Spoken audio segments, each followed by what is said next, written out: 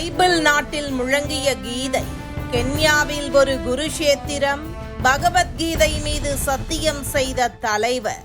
கென்யாவின் மாம்பசா மாவட்ட சட்டமன்றத்தில் எதிரொலித்த அந்த கீதை மீது ஆணையாக என்ற கணீர் குரல் வெறும் ஒரு பதவியேற்பு சடங்கு மட்டுமல்ல, அது உலகளாவிய ஆன்மீக பரவலில் ஒரு மைல்கல்.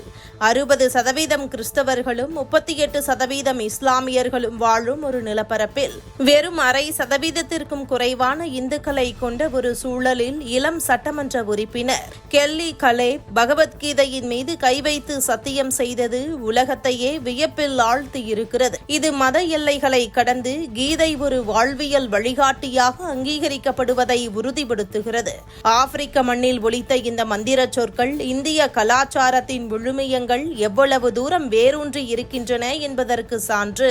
இதே போன்றதொரு வரலாற்று நிகழ்வு அமெரிக்காவின் வெள்ளை மாளிகையிலும் எதிரொலித்தது நாம் அறிந்ததே. அமெரிக்க நாடாளுமன்றத்தின் முதல் இந்து உறுப்பினரான துளசி கபார்ட் தனது பதவியேற்பின் போது பகவத்கீதையின் மீது கை வைத்து உறுதிமொழி ஏற்றார்.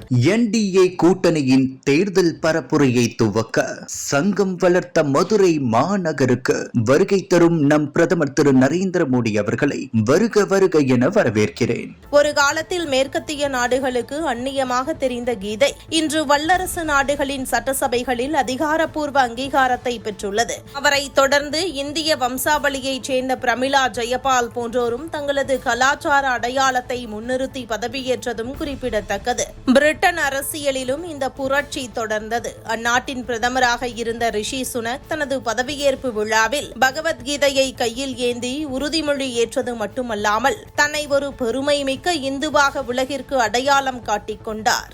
ஐரோப்பிய மண்ணில் குறிப்பாக கிறிஸ்துவ மரபுகள் ஆழமாக பதிந்துள்ள ஒரு நாட்டில் கீதையின் மீது சத்தியம் செய்து ஒரு பிரதமர் பதவியேற்றது இந்து தர்மத்தின் உலகளாவிய ஏற்புக்கு மற்றொரு உதாரணமாகும். கனடாவிலும் இதே போன்ற பல நிகழ்வுகள் அரங்கேறி உள்ளன.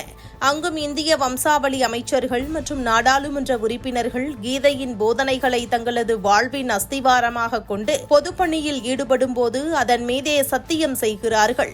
இது அந்தந்த நாட்டு சடங்குகளுக்கு உட்பட்டது என்றாலும் மனசாட்சியின் குரலாக கீதையை அவர்கள் கருதுவதையே இது காட்டுகிறது. இந்த நிகழ்வுகள் அனைத்தும் உணர்த்தும் உண்மை ஒன்றுதான். இந்து மதம் என்பது ஒரு குறிப்பிட்ட நாட்டுக்கோ அல்லது இனத்துக்கோ மட்டுமானது அல்ல. கெலிப் காலேப் போன்ற பிற இனத்தைச் சேர்ந்த இளைஞர்கள் கீதையை தேர்ந்தெடுப்பது, அதில் உள்ள கடமையை செய், பலனை எதிர்பார்க்காதே எனும் தத்துவம் உலகளாவிய அரசியல் தலைவர்களுக்கு ஒரு தார்மீக தெளிவை தருகிறது என்பதால் தான் மாம்பசாவின் அந்த சட்டமன்ற கூட்டத்தில் ஒலித்த குரல் நவீன உலகம் ஆன்மீக தேடலில் இந்திய தத்துவங்களை நோக்கி திரும்புவதை குறிக்கிறது. மத மாற்றங்கள் இன்றி மனமாற்றங்களின் வழியாகவும் அறிவார்ந்த புரிதல்கள் வழியாகவும் இந்து தர்மம் இன்று உலகின் மூலை முடுக்கெல்லாம் பரவி வருகிறது என்பதற்கு இந்த தலைவர்களின் துணிச்சலான முடிவுகளே சாட்சி.